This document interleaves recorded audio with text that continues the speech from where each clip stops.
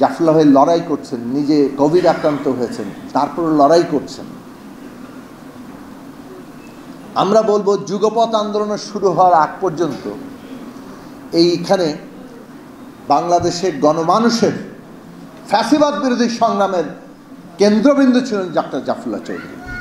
মনে রাখেন আপনারা, আমরা সাক্ষ্য দিচ্ছি।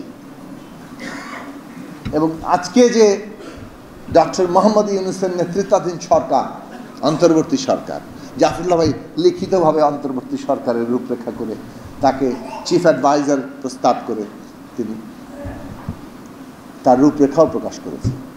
এইসব ক্ষেত্রে ওনার কোনো রকম সংকোচের জায়গা ছিল না।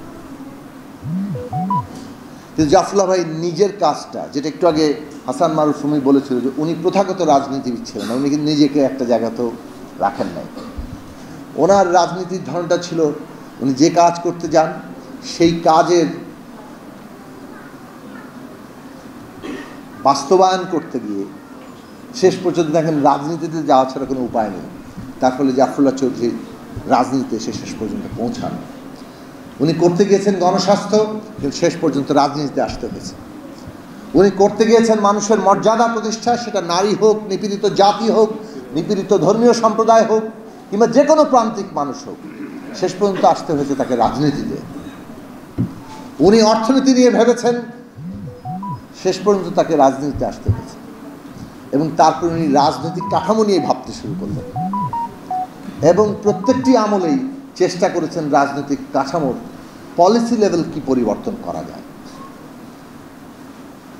জাফরুল্লাহ চৌধুরীর এই রাজনীতি বুঝতে আমাদের হয়তো অনেক সময় লেগেছে, আমাদেরও লেগেছে। কিন্তু আমি আমার সৌভাগ্য বলবো যে আমরা এটা শেষ পর্যন্ত বুঝতে পেরেছি যে উনি ওনার জীবনের মিশন হচ্ছে কাঠামোগত মৌলিক নীতিগত পরিবর্তন আনা, যেটা গণমানুষকে সত্যিকার অর্থে তার জীবনে একটা পরিবর্তন ঘটাবে। রাজনৈতিক, অর্থনৈতিক, সাংস্কৃতিক দিশা দরকার হয়। জাফরুল্লাহ চৌধুরী তার জীবনব্যাপী কাজের মধ্য দিয়ে সেই দিশা আমাদের সামনে হাজির করে গেছে। অর্থাৎ সত্যিকার অর্থে এই মুহূর্তে অভ্যুত্থানের উপর দাঁড়ানো একটা সরকার, যখন বাংলাদেশ পুনর্গঠনের প্রশ্ন আসছে, সংস্কার নিয়ে আলোচনা চলছে, সংস্কার নিয়ে ঐক্যমত্য হবে, সেটা বাস্তবায়ন হবে। কিন্তু এই সরকারের একটা কর্তব্য হচ্ছে এমন অনেকগুলো সিগনেচার ওয়ার্ক করা, এমন অনেকগুলো বেঞ্চ ওয়ার্ক তৈরি করা, যাতে করে এই যে মানুষের অভ্যুত্থানের আকাঙ্ক্ষা, সেটা যে রাজনৈতিক সদিচ্ছা থাকলে অত্যন্ত কম সময়ের মধ্যেও অনেক বড় রকমের পরিবর্তন ঘটানো সম্ভব হয়, অনেক কিছু বাস্তবায়ন করা যায়, তার দৃষ্টান্ত হাজির রেখে যাওয়া, যাতে ভবিষ্যতের যে কোনো সরকার